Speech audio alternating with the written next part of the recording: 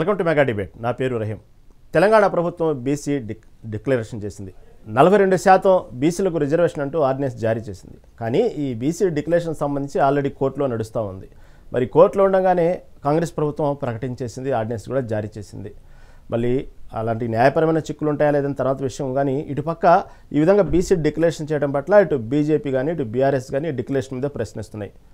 రేపు వచ్చేటువంటి స్థానిక సంస్థల ఎన్నికల కోసమే కాంగ్రెస్ ఏమైనా డ్రామాలు చేస్తుందనే అనుమానం కూడా వ్యక్తమవుతుంది. మరి ఇదే విషయంపై మనతో పాటు డిబేట్లో చర్చించడానికి సిద్ధంగా ఉన్నారు తంగిశెట్టి జగదీష్, టీపీసీ వైస్ ప్రెసిడెంట్, అదేవిధంగా సుమిత్రానంద్, బీఆర్ఎస్ సీనియర్ నేత. వీరిద్దరు మనతో పాటు సిద్ధంగా ఉన్నారు డిబేట్లో. ముందుగా సుమిత్రానంద్ గారు, నమస్తే అండి.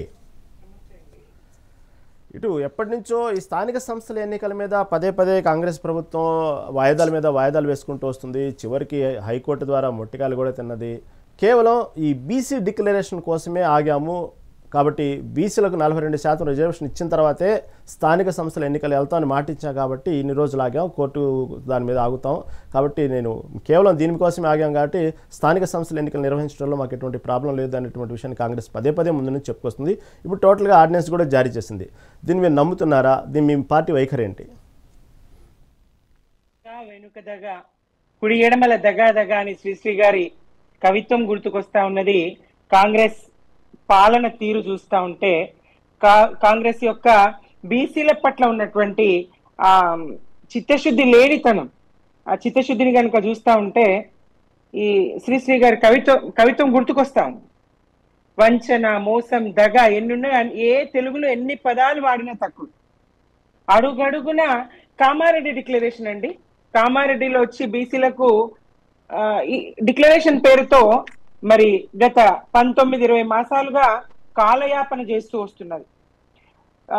జనవరి 24 వరకే ఈ స్థానిక సంస్థల పదవీ కాలం ముగిసినప్పటికీ 6 నెలల్లోపు ఎన్నికలు ముగించాలి. లేదు, జనగణన అన్నారు. జనగణన ఏ మేరకు వీళ్ళు సక్సెస్ అయిన దాంట్లో వాళ్ళు ఏం చెప్పి కులగణన జనగణనకు బయలుదేరింది. వాళ్ళు ప్రజలకు భయపెట్టి, బీసీలను భయపెట్టి, మెజారిటీ బీసీలకు ఉన్నటువంటి వైట్ రేషన్ కార్డులు ఎక్కడ పోతాయి అన్నటువంటి, ఎందుకంటే వీళ్ళు ఆస్తి వివరాలు అందులో పొందుపరచమని, మేకలు ఉన్నాయా, గొర్రెలు ఉన్నాయా, ఆవులు ఉన్నాయా, ఎద్దులు ఉన్నాయా, ట్రాక్టరా, ఇంకా ఇట్లాంటి వివరాలన్నీ, ఆస్తి వివరాలు, బ్యాంకుల వివరాలు, ఇట్లాంటి అనేక వివరాలు అందులో అడుగుతున్నారు. రేషన్ కార్డ్స్ ఎక్కడ పోతాయో ఆస్తి వివరాలు ఎట్లా చెప్పగలుగుతాం? ఎందుకంటే గతంలో రేవంత్ రెడ్డి గారే ఎవడు పడితే వాడింటికి వచ్చి అడిగితే ఆస్తి వివరాలు ఎట్లా ఇస్తామన్నటువంటి సందర్భాన్ని చూసినాం. ఆ ఒక్కరోజు సమగ్ర కుటుంబ సర్వే ఏదైతే కేసీఆర్ గారు చేసిండ్రో అప్పుడు ఆ మాటలు ఆయన అన్నారు. అట్లా ఇటు బీసీలను, ప్రజల్ని భయభ్రాంతులకు గురి చేసి సర్వేకి బయలుదేరింది. చాలా కుటుంబాలు ఈ సర్వేలో పాల్గొనలేదు. అది స్పష్టం, వాళ్ళే చెప్పిండ్రు ఇంత తక్కువ ఉన్నది, ఇంత ఉన్నది, అంతున్నది అని చెప్పేసి. లేదు, ఇది ఒకటే కాదు, బీసీ కమిషన్ ఇచ్చేది కాదు, దీని మీద డెడికేటెడ్ కమిషన్ వేయాలి అని చెప్పేసి బీఆర్ఎస్ ఒత్తిడి తీసుకొస్తే కమిషన్ వేసింది. వారం రోజుల్లో రిపోర్ట్ ఇచ్చింది. అటు జనగణనకు సంబంధించి, కులగణనకు సంబంధించినటువంటి కానీ ఇది కానీ రిపోర్టు కానీ ఏది పబ్లిక్ డొమైన్ లో పెట్టలేదు ఇంతవరకు. వీళ్ళు దీన్ని బట్టి చూస్తేనే కాంగ్రెస్ పార్టీకి, కాంగ్రెస్ ప్రభుత్వానికి బీసీల పట్ల ఎలాంటి విధానం ఉన్నది, బీసీలను ఎట్లా వెన్నుపోటు పొడుస్తా ఉన్నది అనేది స్పష్టం అవుతా ఉంది. చిత్తశుద్ధి లేక ఇలాంటి తీర కోర్టు ఎప్పుడు పెడతారని ప్రశ్నిస్తే తప్ప ఆ వైపు కదలికలేదు. కోర్టు ప్రశ్నించే వరకు కూడా, మరి గడువు విధించే వరకు కూడా, అటు ఎన్నికల కమిషన్ కి అయితేనేది, ఇటు రాష్ట్ర ప్రభుత్వానికి అయితేనేది, గడువు విధించే వరకు కూడా ఇది నిమ్మకు నీరెత్తినట్టు ఈ ప్రభుత్వం ఉన్నది. అటు కేంద్రం నుంచి రావాల్సినటువంటి నిధులు గ్రామ పంచాయతీలకు రాక పాలనా వ్యవస్థ, దేశానికి పట్టుగొమ్మలు వెన్నెముక అయినటువంటి గ్రామాలు, గ్రామ స్వరాజ్యం అంతా గంగలోనే కలిపినటువంటి పాలన జరుగుతా ఉన్నది. అక్కడ అది వరకు ఉన్నటువంటి గ్రామ పారిశుద్ధ్యం కానీ అనేక విధాలుగా గ్రామాలు, గ్రామస్తులు, గ్రామ ప్రజలు తీవ్రమైనటువంటి ఇబ్బందులను ఎదుర్కొంటున్నారు. అటు మున్సిపాలిటీలోనైతేనేది, ఇటు గ్రామ పంచాయతీల్లోనైతేనేది అనేక ఇబ్బందుల్ని ప్రజలు ఎదుర్కొంటా ఉన్నారు. ఇట్లాంటి సందర్భంలో మరి ఈ బిల్లు, ఈ ఆర్డినెన్స్ తెచ్చే వాళ్ళైతే మరి అసెంబ్లీలో బిల్లు ఎందుకు, ఆ బిల్లును పంపించడం ఎందుకు, పంపించి దాని మీద ప్రశ్నించకుండా లేదా అఖిలపక్షం మరి కేంద్రానికి తీసుకుపోకుండా, రాష్ట్రపతి గారి దగ్గర తీసుకుపోకుండా ఎలాంటి చర్యలు, దానికి సంబంధించి ప్రధానమంత్రిని కలవడమో రాష్ట్రపతి గారిని కలవడమో ఎలాంటి చర్యలు చేపట్టకుండా ఏకపక్షంగా ఇప్పుడు ఆర్డినెన్స్ నిలుస్తుందా? ఈ 6 నెలల లోపు వీళ్ళు ఎన్నికలు పెట్టగలరా?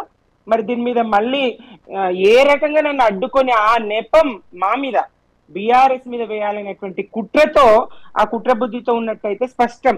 ఒక మోసలి కన్నీరు, ఒక దొంగ ఎత్తుగడ, ఒక వ్యూహాత్మకమైనటువంటి ఎత్తుగడ మేము వేస్తున్నాం, ఇది తెలంగాణ బీసీలు గమనించరు అనేటువంటి ఒక భ్రమలో ఉన్నట్టు కాంగ్రెస్ అయితే స్పష్టం అవుతుంది సార్. మార్చిలోనే రేవంత్ రెడ్డి ప్రభుత్వం 2 ఆర్డినెన్స్లు కూడా కేంద్రానికి పంపింది ఇదే రిజర్వేషన్ మీద. ఆ కేంద్రం దగ్గర ఆల్రెడీ పెండింగ్లో ఉంది. దీన్ని మీరు ఎందుకు చిత్తశుద్ధిగా పంపించలేదని ఎందుకు భావిస్తున్నారు మీరు? పంపించి మరి ఎలాంటి చర్యలు తీసుకుంది సార్? ఒక్కసారైనా దానికి సంబంధించి కదలిక ఎక్కడుంది, ఎట్లా ఉంది, ఎంత ప్రయత్నం చేస్తే ఏదైనా అవుతుంది? ఇన్ని సందర్భాల్లో ఇన్నిసార్లు ఢిల్లీ చుట్టూ చక్కర్లు కొట్టి బహుశా ఏ రాష్ట్రంలో కూడా, ఏ రాష్ట్ర ప్రభుత్వం కూడా, ఏ రాష్ట్ర ముఖ్యమంత్రులు కూడా ఇన్నిసార్లు ఢిల్లీ పర్యటనలు చేసి ఉండరు. భారతదేశంలోని ఏ రాష్ట్ర ముఖ్యమంత్రులు కూడా ఇన్నిసార్లు ఢిల్లీ పర్యటనలు చేసి ఉండరు. ఇన్నిసార్లు ఢిల్లీ పర్యటన చేసి మరి దీని మీద కదలికకు ఏ రకమైనటువంటి చర్యలు తీసుకున్నారో వాళ్ళు చెప్పాలి, మేము కాదు చెప్పండి.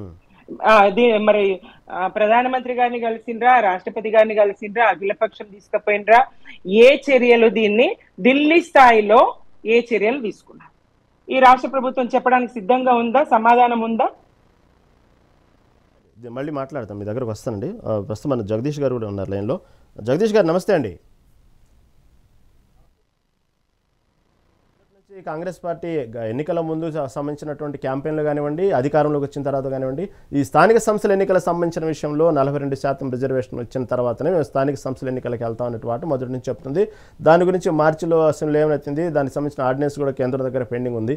ఇన్ని చేస్తున్నప్పటికీ కూడా ఇప్పుడు ఆల్రెడీ డిక్లరేషన్ కూడా చేసింది, ఆర్డినెన్స్ కూడా జారీ చేసింది 42%. అయినప్పుడు కూడా ఎక్కడో కొంత అనుమానపు చూపులు, విమర్శలు వస్తూనే ఉన్నాయి ఇటు బీఆర్ఎస్ బీజేపీ నుంచి. దీన్ని ఎలా చూడాలి? వాస్తవంగా ఇప్పుడు ఉన్నటువంటి స్థానిక సంస్థల ఎన్నికల కోసమే డ్రామాలు ఆడుతుందా కాంగ్రెస్ పార్టీ అంటే మీరేం సమాధానం చెప్తారు? సార్, మీ ద్వారా ముందుగా తెలంగాణ ప్రభుత్వానికి, తెలంగాణ కేబినెట్ వాళ్ళందరూ కూడా కృతజ్ఞతలు తెలియజేస్తున్నాం. నిన్నటి రోజు ఒక హిస్టారికల్ డే. ఎందుకంటే రేవంత్ రెడ్డి గారి నేతృత్వంలో ఏదైతే నిన్న కేబినెట్ నిర్ణయం తీసుకుందో అదొక చరిత్రాత్మకమైన నిర్ణయం. మీరు అడిగినారు ఎలక్షన్స్ ముందు, ఎలక్షన్స్ తర్వాత అని. మా పార్టీ జాతీయ పార్టీ, మా జాతీయ నాయకుడు రాహుల్ గాంధీ గారు కన్యాకుమారి నుండి కాశ్మీర్ వరకు, ఈస్ట్ ఇండియా నుండి వెస్ట్ వరకు కూడా భారత్ జోడో యాత్ర, భారత్ న్యాయ యాత్ర అని చేసి వారు ప్రజలతో మమేకమయ్యి భారతదేశంలో ఉన్న పేద ప్రజల స్థితిగతులు తెలుసుకొని, భారతదేశం 2గా విభజించబడ్డది, పేదవాడుగా అవుతున్నాడు, ధనికుడు ధనిక అవుతున్నాడు, ఈ వ్యత్యాసం ఎందుకు వచ్చిందని చెప్పి వారు మొత్తం కూలంకషంగా ప్రజలను అడిగి తెలుసుకున్నప్పుడు ఈ జనాభాకు న్యాయం జరగాలంటే జిస్కా జిత్నా ఆబాదీ ఉస్కా ఉత్నా ఇస్సేదారి అని చెప్పి వారు మా పార్టీ నుండి మాట్లాడడం జరిగింది.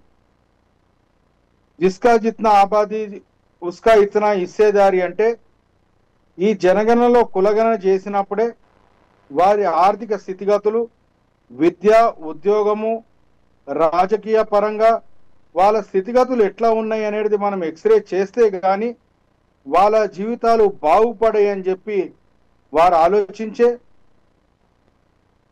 ఎలక్షన్స్ కంటే ముందు కామారెడ్డిలో ఏదైతే మేము బీసీ డిక్లరేషన్ ఇచ్చినామో, తెలంగాణలో కాంగ్రెస్ ప్రభుత్వం ఏర్పడితే కులగణన చేసి వాళ్ళకు సరైన వాటా ఇస్తామని చెప్పి ఆ రోజు రాహుల్ గాంధీ గారు చెప్పడం జరిగింది.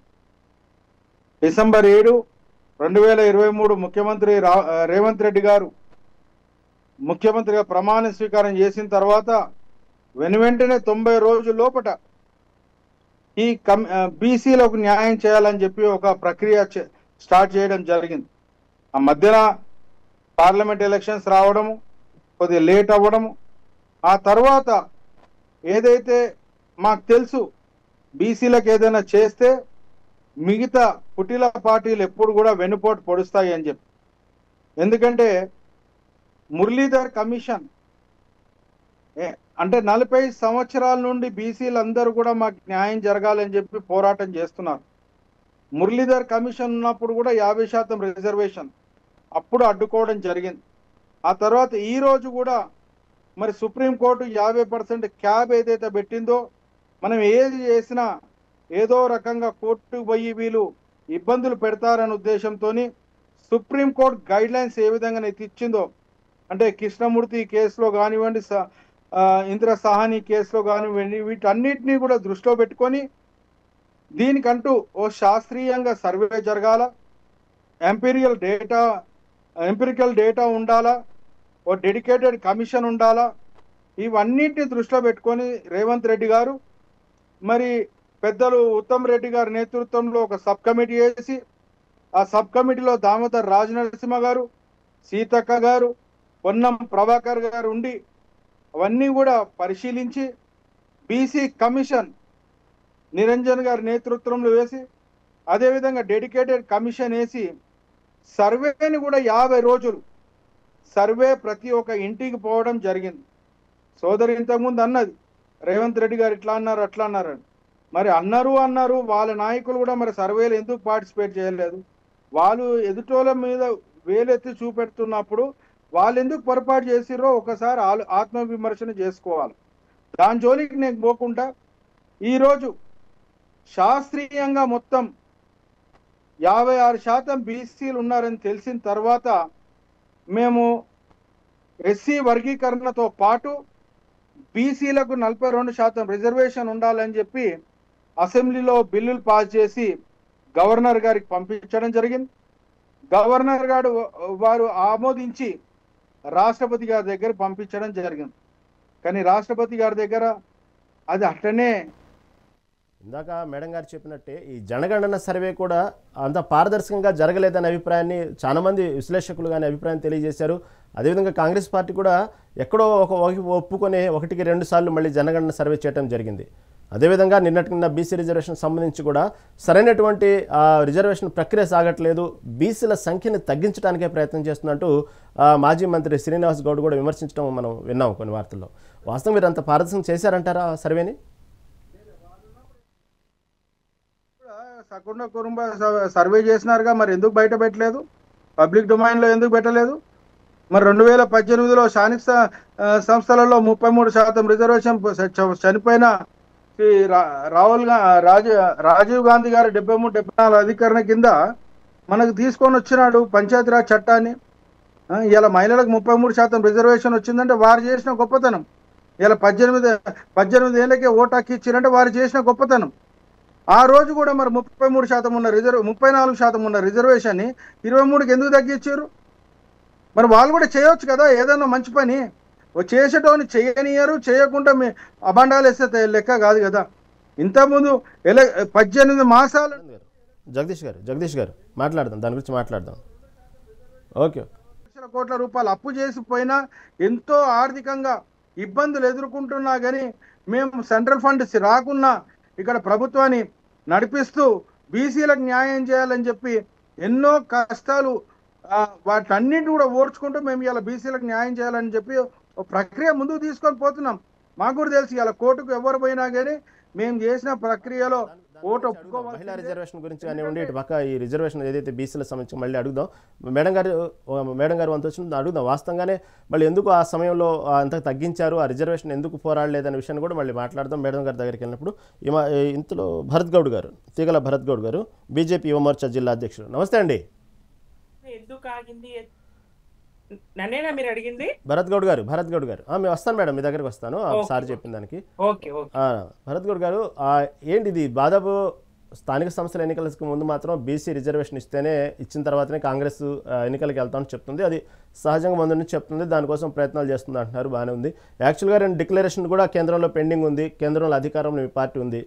అసలు బీసీల పట్ల చిత్తశుద్ధి ఉందా బీజేపీ పార్టీ కంటే? ఎందుకంటే అక్కడ పెండింగ్లో మార్చి నుంచి 2 డిక్లరేషన్ సంబంధించినట్టు ఆర్డినెన్స్లు అలాగే పెండింగ్లో పెట్టుకుంది అక్కడ బీజేపీ. మళ్ళీ దీన్ని ఎలా చూడాలి? బీజేపీ పార్టీ వైఖరి ఏంది అసలు బీసీల పట్ల అంటే ఏమంటారు? మన ప్రధానమంత్రి నరేంద్ర మోడీ గారే ఒక బీసీ బిడ్డ. అదే విధంగా మన కేంద్ర ప్రభుత్వంలో ఉన్న మంత్రులను మొదటిసారిగా 27 మంది మంత్రులను బీసీలకు ప్రాధాన్యత కల్పించిన మన ప్రధానమంత్రి గారు నరేంద్ర మోడీ గారు. బీసీలపై కేంద్ర ప్రభుత్వానికి చిత్తశుద్ధి ఉంటది. ఇక్కడ మనం లోకల్ గా చూస్తే వాస్తవానికి ఇప్పుడు కులగణన అనేది శుద్ధ తప్పు అని వాళ్ళ పార్టీ వాళ్ళే మనకు చెప్పడం జరిగింది. ఇప్పుడు కేసీఆర్ చేసిన కుటుంబ సమగ్ర సర్వేకు, రేవంత్ రెడ్డి చేసిన కులగణనకు దానికి దీనికి పోలిక లేకుండా ఉన్న దాన్ని అందరం మనం గమనించిన విషయాన్ని. అంటే ఇక్కడ ఒక శాస్త్రీయత లేదు అనే అంశాన్ని క్లియర్ గా వాళ్ళ పార్టీ వాళ్ళే దీన్ని విమర్శించిన సందర్భాన్ని మనం చూసినాం. ముఖ్యంగా రేవంత్ రెడ్డి గారు ఇప్పుడు మనం గనక చూస్తే తెలంగాణలో గ్రామ పంచాయతీ అంటే ఏవైతే మనకు గ్రామ పంచాయతీ ఎలక్షన్, సర్పంచ్, ఎంపీటీసీ ఎలక్షన్స్ పెట్టలేని పరిస్థితిలో ఎందుకున్నారు అనే దాన్ని వాళ్ళు ఒకసారి ప్రశ్నించుకోవాలి. ఎందుకంటే ఇప్పుడు ఇందాక మనల్ని చెప్పినట్టుగా కేంద్ర ప్రభుత్వం నిధులు వస్తలేవు, పాలకపక్షం కరెక్ట్ గా లేదు అనే విషయాన్ని స్పష్టం చేస్తున్నారు. అంటే సర్పంచులు, ఎంపీటీసీలు ఉంటేనే కేంద్రం నిధులు అనేది ఆటోమేటిక్ గా పాలన జరుగుతుంది, నిధులు వస్తాయి. నిధులు ఆగడానికి కారణం ఎవరు? రాష్ట్ర ప్రభుత్వం. దానికి ఒక గుడ్డి సాగు చెప్తున్నారు. ఏంది? బీసీ రిజర్వేషన్ చేస్తేనే మేము ఎలక్షన్ పోతామని ఇన్ని సంవత్సరాలు ఆపిరు. దేనికి ముఖ్యంగా ఆపడానికి కారణం ఏంటంటే గవర్నమెంట్ ఫెయిల్ అయింది. తెలంగాణలో గవర్నమెంట్ ఫెయిల్ అయింది. 420 హామీలు ఇచ్చి 420 హామీలను తప్పింది. కాబట్టి ప్రజల్లోకి వెళ్తే ప్రజలు బుద్ధి చెప్తారనే ఉద్దేశంతో వాళ్ళు ఈ ఎలక్షన్ పోస్ట్ పోన్ చేసుకుంటూ వస్తున్నారు. దీన్ని కూడా ప్రజలను నమ్మించే ప్రయత్నమే. ఇప్పుడు ఈ 42% రిజర్వేషన్ అనేది నమ్మించే ప్రయత్నమే. బీసీల రిజర్వేషన్ అనేది హైకోర్టులో కేసు నడుస్తుండగా వీళ్ళు ఆర్డినెన్స్ తీసుకొచ్చిండు. మళ్ళీ కోర్టుకు వెళ్ళారని ఏమైనా గ్యారంటీ ఇవ్వగలుగుతారా? దీన్ని కోర్టు మళ్ళీ స్టే ఇవ్వదని ఏమైనా గ్యారంటీ ఇవ్వగలుగుతారా? ఇప్పుడు దీనికి ఏం చెప్తారంటే ఇప్పుడు అన్ఎక్స్పెక్టెడ్ గా ఇప్పుడు బీసీ రిజర్వేషన్లను స్టే ఇవ్వాలని కనుక కోర్టు కనుక చెప్తే ఇది బీజేపీ కుట్రనో లేకుంటే ఇతర పార్టీ కుట్రనో అని ఆ నెపంతో ప్రజల్లోకి వెళ్ళి సానుభూతి పొంది పంచాయతీ ఎలక్షన్ లో వీళ్ళు లబ్ధి పొందే ప్రక్రియ తప్ప ఏదో చిత్తశుద్ధి ఉండి బీసీల పైన చిత్తశుద్ధి ఉండే ప్రయత్నం మీద కాదు ఇది. ఒకవేళ చిత్తశుద్ధి లేకపోతే మీకు చిత్తశుద్ధి ఉంటే 9th షెడ్యూల్ లో పెట్టి పాస్ చేయొచ్చు కదా సార్. మీ గవర్నమెంటే కదా ఉంది అక్కడ. ఇప్పుడు మేము రాష్ట్రపతి గారి దగ్గర ఉంది, ఇవాళ మా బిల్లులు రాష్ట్రపతి గారి దగ్గర ఉన్నాయి. మీ ప్రభుత్వమే అక్కడ ఉంది. ఈడబ్ల్యూఎస్ రిజర్వేషన్లు డెడికేటెడ్ కమిషన్ లేకుండా, ఎంపీరియల్ డేటా లేకుండా మీరు పార్లమెంట్ లో 103 అమెండ్మెంట్ చేసి పాస్ చేసిరు. అదే విధంగా చేయండి. బీసీల మీద మీకు చిత్తశుద్ధి ఉంటే. మన ఎంఆర్పిఎస్ పోరాటానికి విలువనిచ్చి నరేంద్ర మోడీ గారు కేటగిరైజేషన్ చేసిండు. మాదిగ రిజర్వేషన్స్ కేటగిరైజేషన్ కి అది సుప్రీం కోర్టు తర్వాత చేసిరు సార్. నరేంద్ర మోడీ గారు ఏం చేసిరు కానీ కేసులో గెలిచి దాన్ని కేంద్ర ప్రభుత్వం ఆర్డినెన్స్ తీసుకొచ్చింది. కోర్టు కేసును పెండింగ్ పెట్టి చేయలే కేంద్ర ప్రభుత్వం ఎక్కడ కూడా. ఆ చిత్తశుద్ధితో చేయాలి. బీసీలకు కూడా ఇప్పుడు రేవంత్ రెడ్డి గారికి తెలియదా? బీజేపీ వాళ్ళు ఆర్డినెన్స్ చేస్తే చిత్తశుద్ధి, మా ప్రభుత్వం ఆర్డినెన్స్ చేస్తే అది చిత్తశుద్ధి కాదనమాట. మహిళా బిల్లు ఎన్ని సంవత్సరాల కింద మహిళా బిల్లును పరిస్థితి ఏంటి చెప్పండి?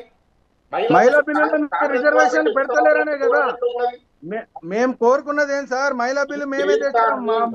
మా యూపీఏ చైర్పర్సన్ సోనియా గాంధీ గారు ఉన్నప్పుడు మహిళా బిల్లు తెస్తే మీరు ఇవాళ బీసీలకు రిజర్వేషన్ ఎందుకు పెడతలేరు? అందులో మేము అడిగేది ఏంది? మిగతా నార్త్ ఇండియన్ పార్టీలు అన్ని అడిగేది ఏంది?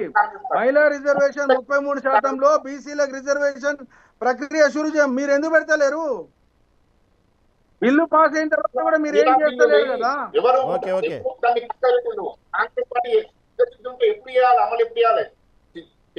ఇప్పుడు బీజేపీ పార్టీకి చిత్తశుద్ధి ఉన్నది కాబట్టి మహిళా బిల్లు పాస్ చేసుకోగలిగినాం. బీసీ కూడా చిత్తశుద్ధి ఉన్నది కాబట్టి దానికి శాస్త్రీయతను తీసుకొస్తాను.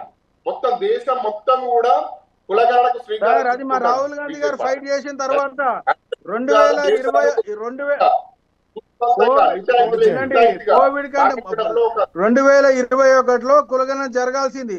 మీరు రాజ్నాథ్ సింగ్ గారు పార్లమెంట్ లో చెప్పినారు కులగణన చేస్తామని చెప్పి.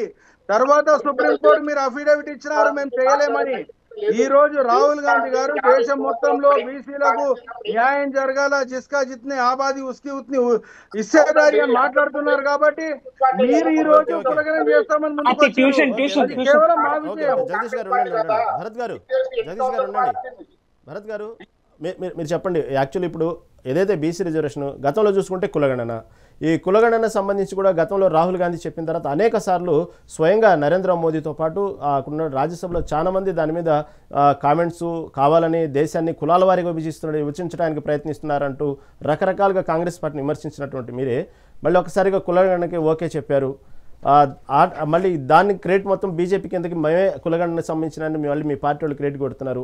ఒకప్పుడు మోదీ కానివ్వండి, ప్రధానమంత్రి మోదీ గారు కానివ్వండి, అందరూ మీద కులగణన మీద వ్యతిరేకించినప్పుడు మీ పార్టీ వాళ్ళందరూ వాళ్ళు ఎలా మాట్లాడారో మీరందరూ ఒకే స్వరం అందుకొని దేశాన్ని కులాలతో విభజిస్తారా, కులగణనతో విభజిస్తారా, అలా ఇలా అని మాట్లాడారు. మళ్ళీ కేంద్ర ప్రభుత్వం ఎప్పుడైతే కులగణన ఓకే చేసి కులగణన మొదలుపెట్టిందో మళ్ళీ దాన్ని మా పార్టీ గొప్పతనం అని చెప్పుకుంటున్నారు. దీన్ని ఎలా చూడాలి అసలు? ఆ పేరు రాజకీయం చేయొద్దు అనే విషయం తప్ప ఇక్కడ ఏది కాదు. ఇక్కడ కులగణ చేసి ముస్లింస్ అవుతారండి, నాకు అర్థం కాదు. అసలు బీజేపీ వాళ్ళకి ముస్లింస్ కులం కాదు, మతం కాదని తెలియదేమో. ఇంకా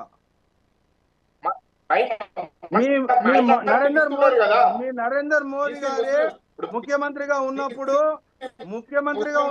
కొన్ని ముస్లిం కులాలు కూడా రిజర్వేషన్ అన్వయిస్తున్నారు. మీరు ఎంతసేపు ముస్లిం రిజర్వేషన్ మతము అని చెప్పి, ఇస్లాం అనేది మతం అండి, ముస్లిం మతం కాదు. ఇస్లాం అనేది మతం, ముస్లిం మతం కాదు. ఆర్థికంగా సామాజికంగా వెనుకబడిన ముస్లింలు రిజర్వేషన్ దక్కుతుంది, వాళ్ళు ఈ దేశ పౌరులే. కానీ ముస్లిం అనేది మతం కాదు. ఫర్ యువర్ కైండ్ ఇన్ఫర్మేషన్ మీరు తెలుసుకోండి. ఎంతసేపు మీరు ప్రజలని మభ్య పెట్టాలని చూస్తారు. రైట్ అండి, మళ్ళీ వస్తానండి. జగదీష్ భరత్ గారు మళ్ళీ మాట్లాడతాం దీని గురించి. జగదీష్ గారు మీరు కూడా ఒక్క నిమిషం మేడం గారి దగ్గరికి వెళ్దాం. సుమిత్రానందన్ గారు ఇందాక జగదీష్ గారు చెప్పినట్టే ఎందుకు రిజర్వేషన్ పట్ల అంత చిత్తశుద్ధి ఉంటాయి? గతం మీ పార్టీ అధికారంలో ఇప్పుడు ఎందుకు పోరాడలేదు, ఎందుకు ఉన్న రిజర్వేషన్ తగ్గించింది? ఇందాక అడిగారు ఆ ప్రశ్న, మళ్ళీ దాని గురించి సమాధానం చెప్పాలనుకున్నారు, మీరు చెప్పండి. పూర్తి సమాచారం వారి దగ్గర ఉన్నది. బురద జల్లే ప్రయత్నమే తప్ప ఇంకోటి లేదు. మేం చేసిన అప్పింతనే వినండి భరత్ గారు, వినండి. బీఆర్ఎస్ చేసిన అప్పు ఇంత అని చెప్పి 10 సంవత్సరాల భరత్ గారు వినండి, మీకు సమయం మళ్ళీ ఇస్తారు. బీఆర్ఎస్ చేసిన అప్పు 8,000 కోట్లు అని చెప్పి మీరెంత అప్పు చేశారు? ఒకటి, ఆ అప్పు లెక్కలు తప్పని అసెంబ్లీ సాక్షిగా హరీష్ రావు గారు చెప్పడం జరిగింది. పదే అబద్ధాలు ఆడి 1కి 2 చెప్పి బీసీలకు చేసినామన్నారు. ఏం చేసిండ్రు ఒక్క మాట చెప్పండి. కామారెడ్డి డిక్లరేషన్ లో మీరు బీసీలకు ఇచ్చినటువంటి, సరే ఈ ఎన్నికల అంశం పక్కన పెడదాం, ఈ 42% రిజర్వేషన్ల అంశం పక్కన పెడదాం, మిగతా మీరు ఇచ్చినటువంటి హామీలు బీసీ డిక్లరేషన్ లో, కామారెడ్డి డిక్లరేషన్ లో మీరు ఇచ్చినటువంటి హామీల గురించి ఒక్క మాట చెప్పండి సార్. మీరు ఏం చేసిండ్రు అసలు? బీసీలకు మేము చేస్తూ వస్తున్నామని చెప్పారు కదా, బీసీ బంధును కొనసాగిస్తా ఉన్నారా? లేదా నిధులు అని చెప్పారు, ఆ నిధులకు సంబంధించి, లేదా సంక్షేమం అన్నారు దానికి సంబంధించి, విద్య అన్నారు దానికి సంబంధించి గాని, చేతి వృత్తులకు సాయం అన్నారు దానికి సంబంధించి గాని, ముదిరాజులకు, గంగాపుత్రులకు, గొల్లకుర్మలకు, గౌడలకు, మున్నూరు కాపులకు, పద్మశాలిలకు, విశ్వకర్మలకు, రజకులకు ఇట్లా కులాల వారీగా విభజించి కామారెడ్డి డిక్లరేషన్ లో మీరు హామీలు గుప్పించిండ్రు. ప్రజల చెవుల్లో కాలీఫ్లవర్లు పెట్టిండ్రు, ప్రజల్ని నమ్మించిండ్రు, వంచన చేస్తున్నారు. బీసీలకు మీరు ఏం చేసిండ్రు? ఇంకొకటి, మీరు 33% మహిళలకు రిజర్వేషన్లు స్థానిక సంస్థల్లో ఇచ్చిండ్రని చెప్తున్నారు, నిజమే. దాన్ని 50% రాష్ట్రంలో అమలు చేసుకుంటలేమా? ఇప్పుడు మహిళలకు 50% రాష్ట్రంలో అమలు చేసుకున్నామా లేదా గతంలో బీఆర్ఎస్ ప్రభుత్వంలో? ఆ రకంగా చూస్తే మహిళలకి పూర్తిగా మహిళల పక్షపాతి బీఆర్ఎస్ ప్రభుత్వం. ఇప్పుడు ఏం చేసిందో చెప్పండి. మహిళలకు మీరు ఇచ్చినటువంటి హామీలు ఏమన్నా 1-2 హామీలు, ఆ ఫ్రీ బస్ పక్కన పెట్టండి, అది వద్దు మొర్రు అని చెప్పుకుంటున్నారు. ఏ రకంగా చూసినా, ఒకవేళ ఫ్రీ బస్ నడిపినా ఇంతవరకు ఆర్టీసీకి మీరు ఇచ్చింది రూపాయి లేదు, అది మీ ఖాతాలోకి రాదు. రెండోది, ఇంకా మీరు ఇస్తామన్న 2,500 ఏమైనాయి, తర్వాత స్కూటీలు ఏమైనాయి, తులం బంగారం ఏమైంది, గ్యాస్ ఏమైంది, ఉచిత విద్యుత్ 200 యూనిట్లకు మించని, అదే తగ్గినటువంటి యూనిట్ల ఉచిత విద్యుత్ ఎన్ని కుటుంబాలకు ఇస్తా ఉన్నారు? ఎందరికి ఆశ చూపించి మోచేతికి బెల్లం పెట్టి నాకమ్మన్నట్టుగా అన్ని వర్గాల ప్రజల్ని ఇటు బీసీల జనాభాలో సగానికి పైగా మేమెంతో మాకంత అని బీసీలు నినదిస్తున్న సందర్భంలో కాకి లెక్క, అసలు కాకి లెక్కలు కూడా కాదు, కాకి లెక్కలు అంటే కాకులు కూడా బాధపడతాయి. ఏ లెక్క పత్రం లేకుండా కామారెడ్డిలో 42% అని ఎట్లా అన్నారు? అన్న వాళ్ళు ఎట్లా అమలు చేస్తామని అనుకున్నారు? ఏ రకంగా? సరే, ఆయన రాజ్యాంగాన్ని పట్టుకొని దేశవ్యాప్త పర్యటన చేసిండ్రు, భారత్ జోడో చేసిండ్రు, ఓకే. ఇక్కడ తెలంగాణ విషయానికి వస్తే మీరు ఇచ్చినటువంటి హామీ ఏ ఆధారంగా ఇచ్చిండ్రు? 42% అనేది ఇచ్చిండ్రు. మరి కులగణన తర్వాత ఎక్కడ లెక్కలు బయట పెట్టిండ్రు? సరే, ఆర్థికంగా వెనుకబడిన ముస్లింలు బీసీలే, క్రిస్టియన్స్ అసలే లేరా? ఏం లెక్కలు అవి? 1% క్రిస్టియన్స్ కూడా లేరా? ఈ లెక్కల ఏ రకంగా కూడా ఇది అసమంజసంగా లెక్కలు, సమంజసమైన లెక్కలు కావు ఇవి. అయినప్పటికీ మరి మీ చిత్తశుద్ధి ఏంది? ఏ రకంగా ఈ 6 నెలల లోపల మీరు గతంలో కోర్టుకు వెళ్తారు, అడ్డుకుంటారు అంటే ఇప్పుడు బీజేపీ మీదనో బీఆర్ఎస్ మీదనో నెపం నెట్టడానికా కోర్టుకు? ఎందుకంటే కోర్టుకు వెళ్ళిన అలవాటు. ఉద్యోగాల విషయాల్లో చూస్తే ఎన్నిసార్లు కోర్టుకు వెళ్ళలేదండి? ఇదే బల్మూరు వెంకట్ రేవంత్ రెడ్డి దగ్గరుండి కేసులు వేయించలేదు, ఎన్ని అడ్డుకోలేదు? ఉద్యోగాల నియామక ప్రక్రియ వేగవంతం కాకుండా 2 లక్షల ఉద్యోగాలు ఇస్తామంటారు ఏడాది లోపల. ఎటువాయి సార్? ఒక్క హామీ అని కాదు సార్. ఇప్పుడు విషయం పక్కదారి పడుతుంది కూర్చుంటే గానీ. ఈ బీసీ డిక్లరేషన్, కామారెడ్డి డిక్లరేషన్ లో వస్తున్నాము, అప్పుల కారణంగా చేయలేకపోతున్నాం అంటున్నారు. ఏం చేస్తున్నారో బీసీలకు కామారెడ్డి డిక్లరేషన్ లో మీరు ప్రకటించింది ఒక్కటి చెప్పండి సార్ చాలు. ఈ 42% రిజర్వేషన్లు ఇది మీరు ఇంతట్లో అయ్యేది కాదు. ఓకే మేడం, ఓకే మేడం, చెప్పండి జగదీష్ గారు. యాక్చువల్గా క్రిస్టియన్స్ లేరా? వాళ్ళు ఎందుకు కులగణన జనగణన సంబంధించి అసలు ఒక్క పర్సెంట్ కూడా లేరని మేడం ప్రశ్నిస్తున్నారు. అదేవిధంగా కామారెడ్డికి సంబంధించిన బీసీ డిక్లరేషన్ సంబంధించి కూడా అడుగుతున్నారు. ఏం సమాధానం చెప్తారు? హలో జగదీష్ గారు. హలో, వినిపిస్తుందండి, కంటిన్యూ చేయండి. హలో జగదీష్ గారు మాట్లాడండి సార్. జగదీష్ గారు వినపడుతుంది. హలో, కంటిన్యూ చేయండి. మ్యూట్లో ఉన్నట్టున్నారు. లేరు, మ్యూట్ లో కూడా లేరు. కంటిన్యూ చేయండి జగదీష్ గారు. హలో, చెప్పండి, కంటిన్యూ చేయండి. మా సోదరి మాట్లాడిన దానికి ఇప్పుడు సబ్జెక్ట్ వేరే విధంగా పోతుంది, అది వేరే విషయం. ఇవాళ బీసీలకు వాళ్ళు బీసీ బంధు పెట్టినామని అన్నారు. బీసీ బంధు ఎక్కడ క్లియర్ చేసిరండి? ₹1,00,000 ఇవ్వలేదు వాళ్ళు. వాళ్ళు ఇప్పుడు అంటున్నారు మేము వచ్చినాక ఎంత అప్పు చేస్తామని అంటున్నారు. మీ కేసీఆర్ గారు చేసిన దానికి నెలకు ₹7,000 మిత్తే కట్టబడుతుంది. మేము పని కట్టుకుంటా మేము ఏడికం చేస్తాం. ఇవాళ కాళేశ్వరం వాటరు కాళేశ్వరం ఎక్కడ పెట్టిరు అనేది డబ్బు మీకు తెలవాలి. ఇవాళ మేము కామారెడ్డి బీసీ డిక్లరేషన్ చేసిన తర్వాత మేము అంచెలంచెలుగా చేసుకుంటూ వస్తున్నాం. ఇవాళ చేనేత కార్మికులకు మీరు 1,200 కోట్ల రూపాయలు మీరు ఇచ్చినారని మేము ఇవ్వకపోతే ఇవాళ 33 కోట్ల రూపాయలు రైతు బంధు మేము వాళ్ళకి రుణాలు మేము మాఫీ చేయకపోతే మీరు చేసినారండి. ఇవాళ ప్రతి కులానికి అవకాశం వచ్చినట్టు చేసుకుంటూ పోతున్నాము. ఇవాళ రాష్ట్రాన్ని మొత్తం అప్పుల పాలు చేసి అసలు మొత్తం భూ స్కాములు, భూభారతి మన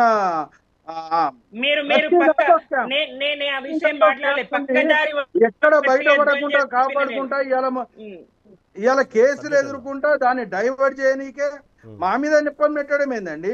మీకంత చిత్తశుద్ధి ఉంటే ఇలా బీజేపీ మీరు ఒకటే కదా, చిత్తశుద్ధి ఉంటే ప్రెసిడెంట్ దగ్గర బిల్లు ఉందండి, పాస్ చేయండి. మేము బీసీ బిల్లులు ఇక్కడికి రాష్ట్రపతికి పంపించినప్పుడు జంతర్ మంతర్ లో ఆల్ బీసీ సంఘాలు వచ్చి దీక్ష చేసినాయి. ఆ దీక్షకు బీఆర్ఎస్ బీజేపీ వాళ్ళని కూడా ఇన్వైట్ చేయడం జరిగింది. ఇక్కడ నుండి ముఖ్యమంత్రి గారు మిగతా పెద్దలందరూ కూడా వచ్చారు. కానీ ఆ దీక్షను కూడా మీరు అవాయిడ్ చేశారు. మీకెక్కడ ఉందండి చిత్తశుద్ధి?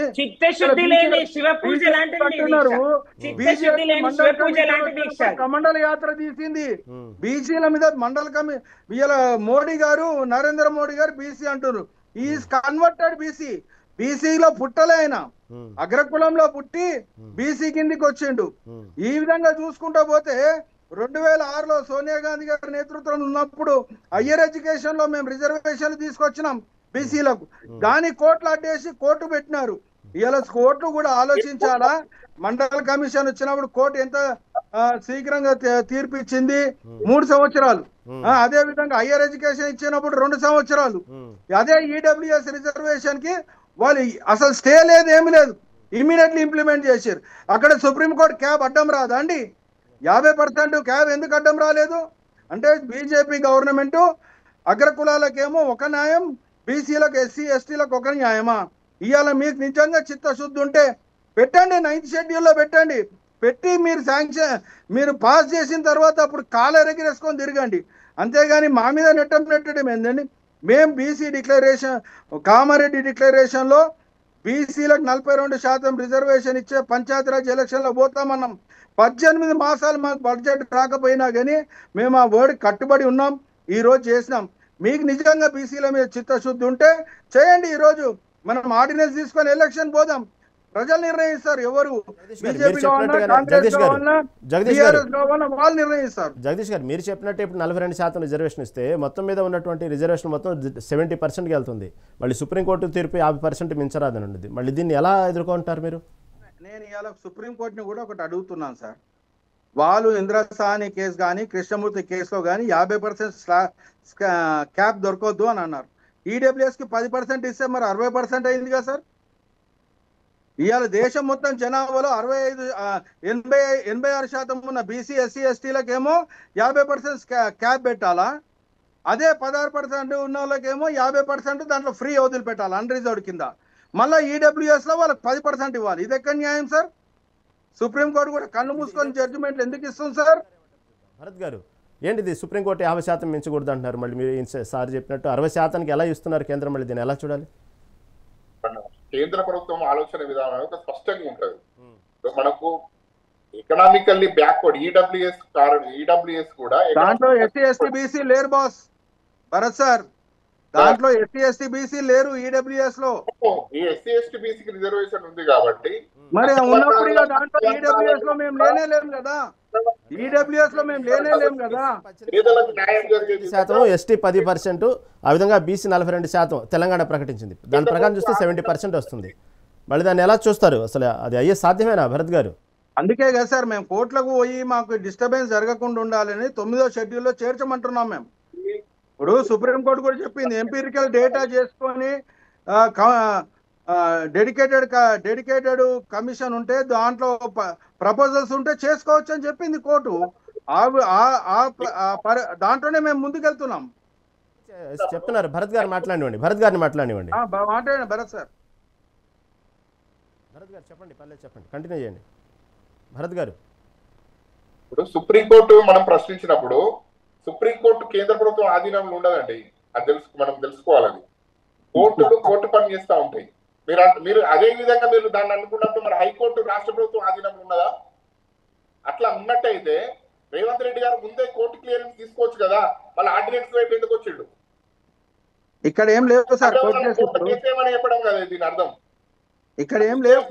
ఆర్డినెన్స్ తీసుకొస్తారు, మీరే కోర్టుల కేసులు వేస్తారు, మీరే దీన్ని క్యాన్సిల్ చేసి మళ్ళీ దాన్ని. సార్ ఇప్పుడు హైకోర్టు 90 రోజులలో ఎలక్షన్ జరపమన్నది కాబట్టి ఆ ఎలక్షన్ జరపడానికి మేము ఆర్డినెన్స్ తీసుకొస్తున్నాం.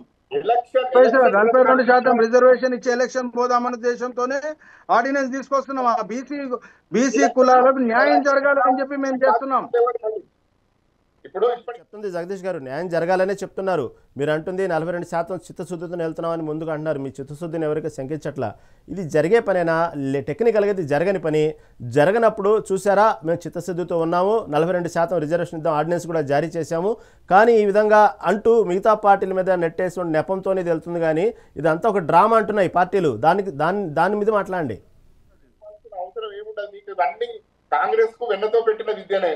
ఏది అమలు చేయాలన్నా కూడా దానికి ఒక అడ్డం తెచ్చుకొని పెట్టుకొని దాన్ని క్యాన్సిల్ చేసి, ఇప్పుడు మహిళా బిల్లు క్యాన్సిల్, ఏ బిల్లు చూసినా చూడండి మీరు, ఇదే పద్ధతిగా వ్యవహరిస్తుంది. కాంగ్రెస్ ప్రభుత్వానికి ఎక్కడ కూడా బీసీల మీద ప్రేమ అనేది లేదు. దేశంలో రాష్ట్రంలో ఎక్కువ సంవత్సరాలు పాలించిన కాంగ్రెస్ పార్టీ ఇప్పుడు దీని మీద చర్చ చేయడం అనేది చూడండి విడ్డూరంగా ఉంటుంది తప్ప ఇక్కడ ఏమి ఉండదు. ఎంతసేపు బీజేపీ మీద బురద జిల్లా ప్రయత్నమే తప్ప. భరత్ గారు కాంగ్రెస్ పార్టీకి బీసీల మీద ప్రేమ లేదంటున్నారు. ఏ ట్రాక్ ను చూసి అంటున్నారు మీరు? బీసీలకు ఏ విధంగా అన్యాయం చేసింది కాంగ్రెస్ పార్టీ? ఏం న్యాయం చేసిందని మళ్ళీ దాని మీద డిక్లరేషన్ లోనే కులాల వారీగా విభజన చేసి ఎవరికి ఏం న్యాయం చేశారు? గౌడన్నలకు చేసిందా, పద్మశాలీలకు చేసిందా, లేకుంటే మున్నూరు కాపులకు చేసిందా, లేకుంటే మంగళ వాళ్ళకి చేసిందా? ఎవరికి చేసింది? ఎక్కడికక్కడ అక్కడనే ఉన్నది తప్ప ఎక్కడ కూడా ఒక్క ఇంప్లిమెంటేషన్ జరిగిందా బీసీల తెలంగాణ? బీసీకి సబ్ ప్లాన్ ఉండేది ఇంతకుముందు. బీసీ సబ్ ప్లాన్ ఏమైనా నిధులు సబ్ ప్లాన్ ఎవరు పెట్టిర్రు? సబ్ ప్లాన్ పెట్టింది కాంగ్రెసే. మరి మీరు కులాల వారిగా అంటారు సార్. వృత్తుల పరంగా మేము ఆ వృత్తులను ఎంకరేజ్ చేస్తున్నాం. ఇవాళ మా స్కిల్ యూనివర్సిటీ రేవంత్ రెడ్డి గారు పెడుతున్నారు అంటే చాలా దురదృష్టితోని ఆ స్కిల్ ఉన్న వాళ్ళే బీసీలలో ఉన్నారు. వృత్తుల మీద కులాలు పుట్టినాయి సార్, వృత్తుల మీద కులాలు పుట్టినాయి. ఇలా బీసీలలో ఉన్న వృత్తులన్నింటినీ కూడా ముందు తీసుకెళ్ళడానికి మేము ప్లాన్ చేసి బీసీ డిక్లరేషన్ ఇచ్చినాం. ఓకేనండి జగదీష్ గారు, మీరు చెప్పింది వాస్తవంగా దాని గురించి మాట్లాడదాం. కరెక్ట్. జగదీష్ గారు, భరత్ గారు ఒక్క నిమిషం లైన్లో ఉండండి. సుమిత్రానంద్ గారు చెప్పండి. ఓ పక్క మీరు చూస్తేనేమో ఈ రిజర్వేషన్ అనేదంతా ఒక డ్రామా, స్థానిక సంస్థల ఎన్నికల ముందు కేవలం ఎన్నికల డ్రామా మాత్రమే, ఇది ఫైనల్గా మాత్రం సక్సెస్ అవ్వదు అంటున్నారు, అది జరిగే పని కాదంటున్నారు. ఇటు పక్క సుప్రీంకోర్టు తీర్పు కానివ్వండి, ఇటు పక్క కాంగ్రెస్ పార్టీకి ఉన్నటువంటి ఏదైతే మోసపూరిత మాటలు కాబట్టి ఇన్ని అవ్వదని మీరు అంటున్నారు, బాగానే ఉంది. మళ్ళీ ఇంత అవ్వనప్పుడు మళ్ళీ మీ పార్టీ బీఆర్ఎస్ ఎమ్మెల్సీ కవిత ఇది ఏదైతే బీసీ డిక్లరేషన్ మా విజయం అని చెప్పి సంబరాలు చేసుకుని అక్కడికి వెళ్ళి దండలు వేసి దానికి సంబంధించిన హంగామా చేస్తూ ఇది మా విజయం అంటూ చెప్పుకుంటూ వస్తున్నారు. దీన్ని ఎలా చూడాలి? మళ్ళీ అంటే విజయం సాధించామని చెప్తున్నారు కదా బీసీ డిక్లరేషన్. కవిత గారు జాగృతి పక్షాన బీసీ ఉద్యమం చేశారు. ఈ 42 కామారెడ్డి బీసీ డిక్లరేషన్ 42% తప్పకుండా అమలు చేయాలి, దాంతోనే ఎన్నికలకు పోవాలనేటువంటి దఫదఫాలుగా ఉద్యమాలు ఇందిరా పార్క్ దగ్గర ధర్నాలు చేశారు. దాంట్లో భాగంగానే ఈ మాత్రమైనా కదలిక వచ్చింది. లేదంటే బండబారిపోయినటువంటి రేవంత్ రెడ్డి సర్కారు మరి కోర్టు మొట్టికాయలు వేసినా కదలనటువంటి పరిస్థితి. ఈ మాత్రమైనా మాతో కదలిక వచ్చింది, చూడాలి ఏం జరుగుతుందో అన్నట్టుగా తాను చేసినట్టున్నారు. అది జాగృతి పక్షాన తాను చేసిండ్రండి. అబద్ధమో నిజమో ఏదో పోరాడుతున్నారు కదా కాంగ్రెస్ బీసీ డిక్లరేషన్ కోసం. ఈ రోజు విజయం అంటున్నారు కదా, బీసీ డిక్లరేషన్ విజయం నాదే మాదే మా పార్టీదే అంటున్నారు కదా. పక్క కోయిలా ముందే కూసింది అన్నట్టు కాకుండా ఈ నిజంగా ఈ ఆర్డినెన్స్ ద్వారా 42% బీసీలకు స్థానిక సంస్థల్లో ఇచ్చి ఎన్నికలు సజావుగా సెప్టెంబర్ 30లోగా జరిపితే కదా అప్పుడు జరుపుకోవాలి విజయోత్సవాలు. ఏ రకంగా చేస్తుందో చేయని, కానీ 42% బీసీలకైతే కావాలి, ఖచ్చితంగా కావాలి. ఎందుకంటే అనేక చెప్పాను కదా జాగృతి పక్షాన ఆమె సొంత ఇది ఈ మాత్రం కదలికను కూడా అభినందించదలుచుకున్నారేమో తెలియదు. కానీ నరేంద్ర గారు ఉన్నప్పుడు కానీ విజయశాంతి గాని ఈటల రాజేందర్ లేదండి, మీరు మాట్లాడడానికి సరిగ్గా మధుసూదనాచారి గారు ఇక్కడ ఉన్నారు, మండలికి ఆయన చైర్మన్, అలాగే బండ ప్రకాష్ గారు ఉన్నారు, అలాగే అనేక కార్పొరేషన్ల చైర్మన్లు ఉన్నారు. మీరు మ్యూట్ లోకి వెళ్ళిపోయారు. జగదీష్ గారు మీరు మ్యూట్ లోకి వెళ్ళిపోయారు. మీరు వ్యక్తిగతమైన ఇది పార్టీ పరమైనటువంటి దాంట్లో కాదు. మేము బీసీలకు కేసీఆర్ గారు చేసినంత సేవలు ఇటు బీజేపీ గాని ఇటు కాంగ్రెస్ గాని చేయలేదు. బీసీల పక్షపాతి, బీసీల అట్టడు వర్గాలు, వ్యవసాయం మీద ప్రధానంగా ఆధారపడ్డ వాళ్ళు, ప్రధాన చేతి వృత్తులు కుల వృత్తులు ఆధారపడ్డటువంటి వాళ్ళు బీసీలు అని చెప్పేసి అటు ముదిరాజులకు చెరువుల్లో చేపలు అయితేనేంది, ఇటు గొల్ల కుర్మలకు మేకలు గొర్రెల పంపిణీ అయితేనేంది, ఇటు గౌడన్నలకు అన్ని గౌడన్నలకు పెన్షన్, తర్వాత ఎక్కడ స్కామ్స్ లేవు. అబద్ధం ఇది. లేదండి, స్కామ్స్ అనే మాట బట్టగాల్సి మీద వేయడం సరికాదు. మేడం గారు ముఖ్యమంత్రిగా కేసీఆర్ గారు ఉన్నప్పుడే వారు ప్రగతి భవన్ లో మీటింగ్ పెట్టి ఎమ్మెల్యేలందరూ 30% కమిషన్ తీసుకుంటున్నారని వారు ముఖ్యమంత్రి ఇప్పుడు ఎక్కడైనా చూసిండ్రా సెక్రటేరియట్ లో వచ్చి ధర్నా చేసిన 20% ఇచ్చేదాకా బిల్లు పాస్ అయితే లేవని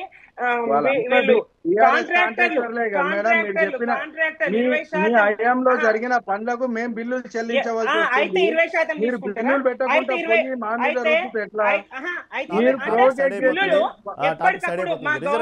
గవర్నమెంట్ పోతుంది అని చెప్పేసి ఎవరైనా అనుకుంటారా?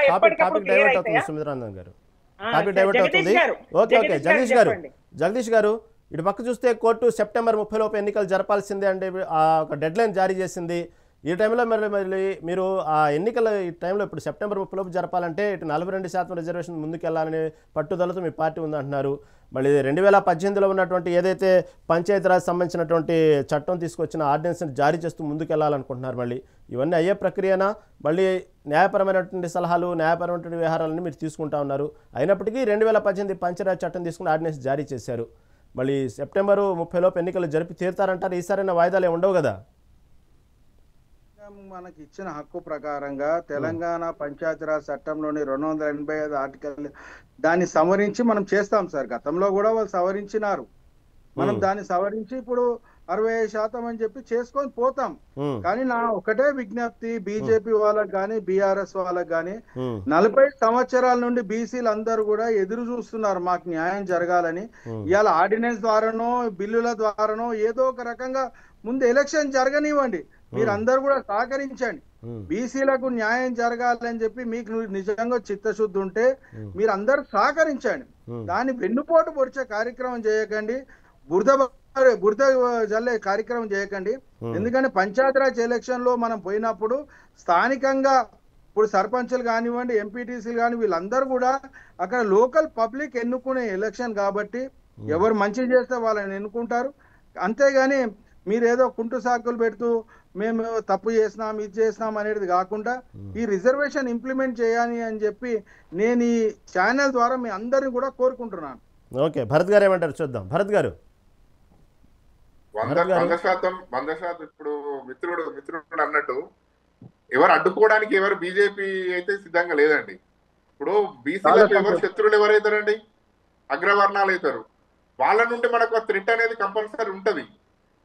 ఆ ఉద్దేశంతో మనం ఎవరైనా కూడా భయపడేది ఏంటంటే, ఎవరైనా కోర్టుకెళ్ళి మళ్ళా దీన్ని ఏమన్నా అడ్డుపులు వేసే అవకాశం ఉంటది. బీజేపీ ఎప్పుడు కూడా బీసీలకు రిజర్వేషన్ వస్తుందంటే స్వాగతిస్తాం, 100% స్వాగతిస్తాం, దాన్ని అభినందిస్తాం. కానీ ఈ సాకుతో బీసీ అభ్యర్థినే ముఖ్యమంత్రి చేస్తానంటూ కూడా గతంలో సంజయ్ గారు ప్రకటించడం జరిగింది.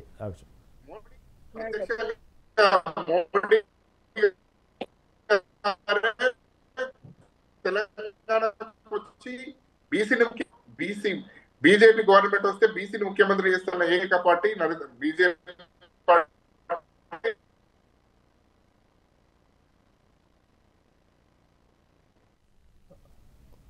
ఓకే, సుమిత్రానందన్ గారు ఇలా 2018లో కూడా ఇలాగే స్థానిక సంస్థల ఎన్నికల సంబంధించి అప్పట్లో తెలంగాణ ప్రభుత్వం సుప్రీంకోర్టుకి వెళ్ళడం జరిగింది. ఇదే విధంగా రిజర్వేషన్స్ ప్రక్రియలో అప్పట్లో సుప్రీంకోర్టు కొట్టేయడం జరిగింది. 22%తో స్థానిక సంస్థల ఎన్నికలకు వెళ్ళడం జరిగింది. అలాంటి పరిస్థితులే ఇప్పుడు న్యాయపరమైనటువంటి చిక్కులు, న్యాయపరమైన సమస్యలు వచ్చినప్పుడు కాంగ్రెస్ పార్టీకి 42% రిజర్వేషన్ సంబంధించి వాళ్ళు కూడా అలా ముందుకు వెళ్ళేటువంటి అవకాశం ఉందంటారు కదా?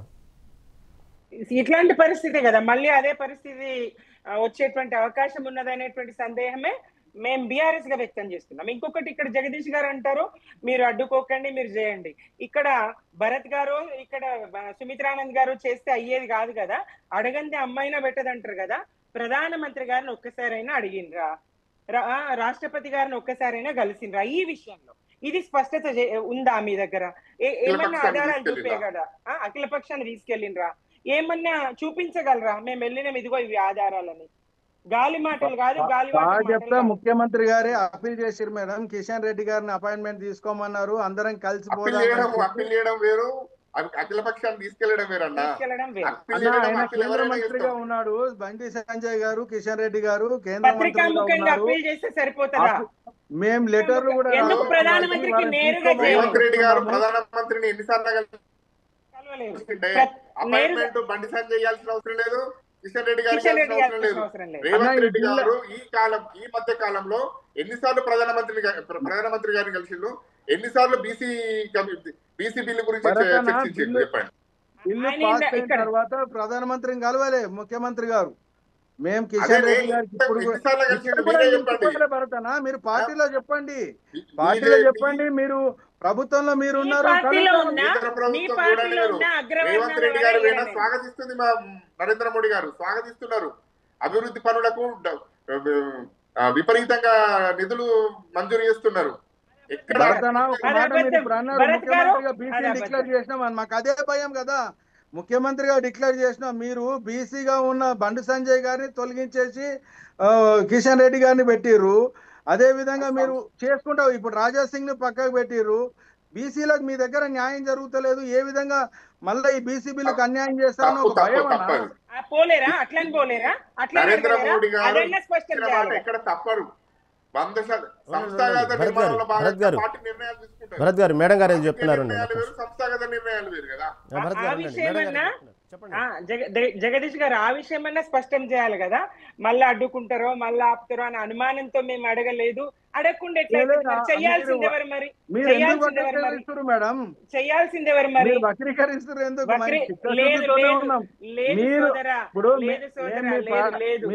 మీరు ముందుకు వచ్చి సపోర్ట్ చేస్తే సంతోషం, మనం కాదని కాదు. బిడ్డలుగా బీసీలు సపోర్ట్ నేను ఒక బీసీ బిడ్డను. ఇప్పుడు అదే మేడం, ఇప్పుడు బీఆర్ఎస్ లో బీసీలనే ఎలాగొట్టారు మేడం. ఈటల రాజేందర్ గాని, నరేందర్ గాని, విజయశాంతి గాని, అంటే ఇవన్నీ చూస్తున్నప్పుడు ఏంటంటే ఒక భయం వేస్తుంది. బీసీలకు ఇచ్చిండ్రు మంత్రివర్గంలో ఎంత మంది జనాభా ప్రాతిపదికన మరి మేమెంతో మాకంత అన్నట్టుగా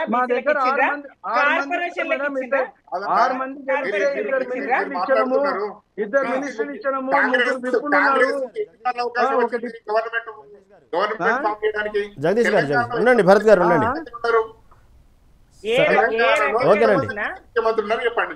ఒకళ్ళు మాట్లాడండి. జగదీష్ గారిని ఒక పక్క టూ సైడ్స్ అటాక్ చేస్తుంటే ఆయనకి ఏదో క్లారిటీ రావాలి కదా. ఒక్కళ్ళకి ఆన్సర్ ఇస్తారు. ఆయన ఇద్దరు ఒకేసారి మాట్లాడడం నాకు అర్థం కావట్లేదు. ఓకే జగదీష్ గారు నేను అనేది ఏంటంటే గతంలో 1990లో కూడా ఇదే విధంగా అప్పట్లో జయలలిత ముఖ్యమంత్రిగా ఉన్నప్పుడు 1కి 4 సార్లు సుప్రీంకోర్టు కొట్టివేయటం ఇదే అంశం మీద. తర్వాత పివి నరసింహారావు దగ్గరికి 1కి 4 సార్లు తిరిగి ఆర్డినెన్స్ తెచ్చుకున్నారు. ఆ విధంగా ప్రయత్నాలు జరగవచ్చు. సాధ్యసాధ్యాలు ఉన్నాయి. కేంద్రం తలుచుకుంటే కొన్ని సాధ్యసాధ్యాలు ఉంటాయి. వాస్తవంగా కేంద్రం బీసీల పట్ల విముఖత ఉందని నేను చెప్పను, కానీ కొన్ని ఆర్డినెన్స్ ఉన్నాయి కాబట్టి రమేపి అవ్వచ్చు. ఎందుకంటే గతంలో పివి నరసింహారావు ఇదే విధంగా జయలలిత తిరిగిన దాని మీద అప్పట్లో పర్మిషన్ ఇచ్చారు. జరిగినాయి 1990లో ఇదే విధంగా. ప్రస్తుతం ఉన్నటువంటి రాష్ట్రాల్లో తమిళనాడులోనే జరుగుతుంది 50% రిజర్వేషన్ కూడా. ఇటుపక్క బీహారు, కేరళ, ఇవన్నీ కూడా కర్ణాటక, ఇవన్నీ కూడా అమలుగా కొట్టేసినాయి కోర్టులు. ఒక తమిళనాడులోనే ప్రాసెస్ జరుగుతూ ఉంది. 1990లో కూడా ఇదే విధంగా జయలలిత 1కి 4 సార్లు పివి నరసింహారావు తిరిగి పర్మిషన్ తెచ్చుకున్నారు. ఏమైనా జరగవచ్చు భవిష్యత్తులో. ఆల్రెడీ పార్టీ సంబరాలు కూడా స్టార్ట్ చేసుకుంది కాంగ్రెస్ పార్టీ. రిజర్వేషన్ ఇచ్చేసాము 42% అనగానే బయట సంబరాలు కూడా స్టార్ట్ చేసింది. ఇలాంటి సందర్భంలో ఒక పక్క కోర్టు డెడ్ లైన్ పెట్టింది. ఇటు పట్ల ప్రజలేమో హర్షం వ్యక్తం చేస్తూ ఆల్రెడీ సంబరాలు స్టార్ట్ చేసుకున్నారు. ఇలాంటి సమయంలో మాత్రం ఒకసారిగా రిజర్వేషన్ మళ్ళీ వెనకబడిందంటే మాత్రం కాంగ్రెస్ పార్టీ భారీ మూల్యం చెల్లించుకోక తప్పదు. అలాంటి పరిస్థితులు రాకూడదు. రిజర్వేషన్ ప్రకారం వెళ్ళటమే అందరూ కోరుకున్నారు, అన్ని పార్టీలు కోరుకున్నాయి. కాకపోతే టెక్నికల్గా జరిగేటువంటి లోపాలను తీసుకొచ్చి మిగతా పార్టీ మీద రుద్దొద్దు అనేది వాళ్ళ అభిప్రాయం, రెండు పార్టీల అభిప్రాయం. జగదీష్ గారు ఓకే.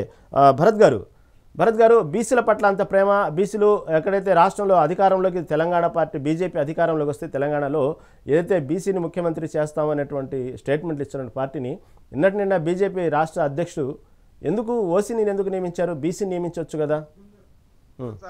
ఇప్పుడు ఈడ ఒక రెడ్డి ముఖ్యమంత్రి ఉన్నా ఒక బీసీకి మేము పీసీసీ ప్రెసిడెంట్ ఇస్తాం. అదేవిధంగా పొన్నా లక్ష్మయ్య గారు కానీ, డి శ్రీనివాస్ గారు కానీ, హనుమంతరావు గారు కానీ, వీళ్ళందరూ కూడా బీసీ నాయకులే సార్. బీసీ నాయకులకు ఎన్నో అవకాశాలు కాంగ్రెస్ పార్టీ ఇచ్చింది.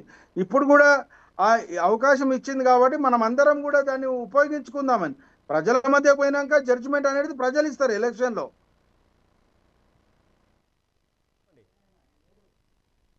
ఓకే ఓకే ఓకే సుమిత్ర గారు మీరు మ్యూట్లో ఉన్నారు మేడం, మీరు మ్యూట్లో ఉన్నారు. ఓకే ఓకే వినపడుతుందా? వినపడుతుంది.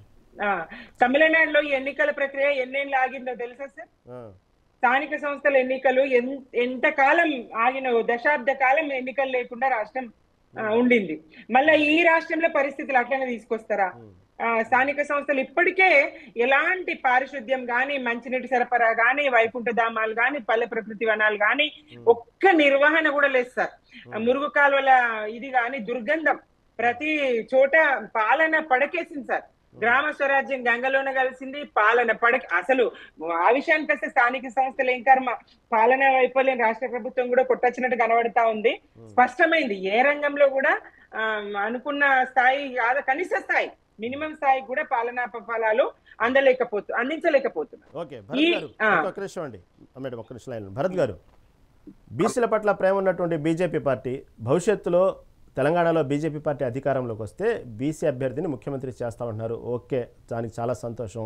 కాకపోతే ఇప్పుడు అవకాశం ఉన్నప్పుడు ఆ బీసీల పట్ల ఉన్న ప్రేమ నిరూపించుకునే అవకాశం నిన్న వచ్చింది. ఏదైతే తెలంగాణ సంబంధించిన రాష్ట్ర అధ్యక్షుడు బీజేపీ అధ్యక్షుడుగా ఎందుకు బీసీ అభ్యర్థిని ఎందుకు నియమించలేదు? మీ చిత్తశుద్ధిని నిరూపించుకుంటే మీకు స్థానిక సంస్థల ఎన్నికలతో పాటు రేపు వచ్చే భవిష్యత్తులో ఎన్నికలు కూడా బీసీలు మిమ్మల్ని నమ్మేవాళ్ళు కదా మీ పార్టీని.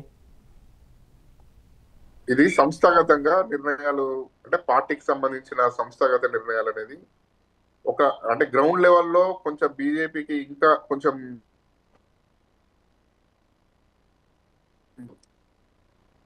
కేంద్ర నాయకత్వం ఒక సీనియర్ నాయకుడిని, సంస్థాగత నిర్మాణం పైన పట్టున్న నాయకుడిని అధ్యక్షుని చేశారు.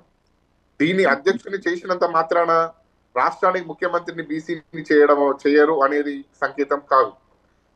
సంస్థాగత నిర్మాణం వేరు, రాజకీయం వేరు. రాజకీయంగా బీజేపీ క్లియర్ కట్ గా కట్టుబడి ఉన్నది. బీజేపీ అధికారంలోకి వస్తే ఖచ్చితంగా బీసీ ముఖ్యమంత్రి అవుతాడు. అదేవిధంగా బీజేపీకి సంబంధించిన రాష్ట్ర అధ్యక్షులు ఎప్పుడు కూడా ముఖ్యమంత్రులు కావడానికి ఆస్కారం లేదు. బీజేపీ మీరు ఎక్కడ చూడండి సంస్థాగత నిర్మాణం పైన ఎక్కువ దృష్టి పెడుతుంది. సంజయ్ గారు కావచ్చు, ధర్మపురి అరవింద్ గారు కావచ్చు, ముగ్గురు ఎంపీలు ఇప్పుడు మాకు బీసీ ఎంపీలు ఉన్నారు. వాళ్ళు యాక్టివ్ గా రాష్ట్రంలో కీలకంగా వ్యవహరిస్తున్నారు. దాంట్లో ఎటువంటి అనుమానం లేదు. సెంట్రల్ మినిస్టర్ గా ఒక బీసీ మంత్రి ఉన్నాడు. కాబట్టి 100% ఇక్కడ మేము రాబోయే రోజుల్లో బీజేపీ పాగా వేయడానికి సిద్ధంగా ఉన్నది. దాంట్లో ఎటువంటి అనుమానం లేదు. అంటే చివరిగా జగదీష్ గారు టైం చాలా తక్కువ ఉందండి. ఏమైనప్పుడు కూడా స్థానిక సంస్థల ఎన్నికలు వెళ్ళడానికి కాంగ్రెస్ పార్టీ ఎక్కడో కొంత వెనుకంజ వేస్తుంది. ప్రస్తుతం ఉన్న పరిస్థితుల్లో కాంగ్రెస్ పార్టీకి గాలి కొంచెం ఎదురుగాలి వీస్తుంది. కాబట్టి కొంచెం ఎక్కడో భయపడుతున్నారు. స్థానిక సంస్థల ఎన్నికల విషయంలో కేవలం ఈ రిజర్వేషన్ అంశాన్ని బూచిగా చూపిస్తూ పదే వాయిదాలు వేసుకుంటూ వస్తుంది. ఎందుకంటే గతంలో ఎన్నోసార్లు చూసాం, క్యాబినెట్ మీటింగ్ జరిగినప్పుడల్లా స్థానిక సంస్థల ఎన్నికల నుంచి నోటిఫికేషన్ విడుదలవుతుందని ప్రతిసారి వింటుంటాము. దాని గురించి మళ్ళీ ఆ రోజుకి ఏముండదు, మళ్ళీ క్యాబినెట్ జరిగింది, ఆ రోజుకి ఏముండదు. ఎవరన్నా తెలుసో తెలియకో ప్రజల ఒత్తిడి లేకపోతే మీడియా ఒత్తిడి తెలియక పడలేక ఆ ఒత్తిడికి సంబంధించి ఎవరన్నా మంత్రులు నోరు తెరిచి స్థానిక సంస్థల ఎన్నికలు నిర్వహించబోతున్నానగానే వెంటనే టీపీసీసీ ప్రెసిడెంట్ ఏమో వార్నింగ్ ఇస్తారు. ఇప్పుడు చివరికి కోర్టు కూడా ముట్టిగాలేసే పరిస్థితి వచ్చింది. నిజంగానే మీరు భయపడే వాయిదా వేస్తున్నారా, లేకపోతే బీసీ రిజర్వేషన్ సంబంధించినటువంటి ఇప్పుడు ప్రకటించిన తర్వాత ఒక ఎన్నికలకు సిద్ధమయ్యారా మీరు? సార్ ఒక్కటి విషయం, మీరు ఇప్పుడు బీసీ రిజర్వేషన్ మేము అంటే గవర్నమెంట్ వచ్చినప్పటి సంది క్రొనాలజికల్ గా చూసినట్టయితే ఎలాంటి అడ్డంకులు రాకుండా సక్రమంగా జరగాలనే ఉద్దేశంతోనే చేసినాం తప్ప దీనికి ఏదో మేము భయపెట్టో ఇంకోటో కాదు. ఇప్పుడు మేము గవర్నమెంట్కి వచ్చే ముందు ఒకటి ఉండే ప్రభుత్వం పరిస్థితి, ఆ తర్వాత వచ్చిన తర్వాత ఏంది అనేది తెలుస్తూ పోతుంది. ఇప్పుడు క్యాగ్ రిపోర్ట్లు కానీ ఇవన్నీ కూడా ఒక్కొక్కటి బయటపడినా కొద్దిగా ప్రభుత్వం ఏంది అనేది మాకు అర్థమైంది. దానికి టైం పట్టింది. మధ్యాహ్న ప్రభుత్వం రాగానే మళ్ళీ పార్లమెంట్ ఎలక్షన్స్ వచ్చినాయి. పార్లమెంట్ ఎలక్షన్స్ అవన్నీ తీస్తే సంవత్సరంలో మేము ఏవైతే గ్యారంటీ చెప్పినామో అవన్నీ కూడా తూచా చెప్పకుండా అందరికి చేరవేస్తూ ఇవాళ మళ్ళా బీసీలకు న్యాయం చేయాలనే ఉద్దేశంతో చేసినాం తప్ప తప్పించుకునే కార్యక్రమం కాదు. మీరు అట్లాంటి ఎలక్షన్స్ వస్తే భయపడుతున్నారు. మాకు వ్యతిరేకత ఎక్కడ ఉంది సార్? మేము హైదరాబాద్ లో మనం ఒక్కటి కూడా గెలవాలి. మీరు మాటిచ్చినట్టుగానే 42% రిజర్వేషన్తో వెళ్ళాలని కోరుకుందాం అందరూ. ఓకే, చర్చలో పాల్గొన్నందుకు భరత్ గౌడ్ గారికి, అదేవిధంగా జగదీష్ గారికి, అదేవిధంగా సమిత్రానంద్ ధన్యవాదాలండి. ఇది ఏదైనప్పటికీ కూడా తెలంగాణ సర్కారు 42% బీసీల రిజర్వేషన్ అంటూ డిక్లరేషన్ వచ్చేసింది, ఆర్డినెన్స్ కూడా జారీ చేసింది. మరి ఏమైనప్పటికీ కూడా ఈ డిక్లరేషన్ సంబంధించినటువంటి ఏదైతే ఆర్డినెన్స్ జారీ అయిందో దీని మీద ఇప్పుడు ఉన్నటువంటి బీజేపీ బీఆర్ఎస్ విమర్శిస్తుంది. ఇది కేవలం ఎన్నికల డ్రామా, స్థానిక సంస్థ ఎన్నికల ముందు డ్రామా అంటుంది. కానీ మేము చిత్తశుద్ధితోనే ఉన్నాము. 2018 ఉన్నటువంటి ఏదైతే పంచాయతీరాజ్ సంబంధించిన చట్టాన్ని అమల్లో తీసుకొచ్చి ఎన్నికలు జరుపుతాము, 42% రిజర్వేషన్ చేయాల్సిందే, చేస్తాము గట్టిగా అంటూ రేవంత్ రెడ్డి సర్కార్ చెప్తుంది. చూద్దాం, ఇది కేవలం ఎన్నికల డ్రామాలే కాకుండా బీసీలకు ఎన్నాళ్ళ నుంచి వేచి చూస్తున్నటువంటి ధోరణిలో 42% రిజర్వేషన్ ప్రకారం ఎన్నికలు జరగాలని కోరుకుంటుంది. చూద్దాం ఏమైంది భవిష్యత్తులో. ఇది మెగా డిబేట్. చూస్తూనే ఉండండి మెగా 9 టీవీ.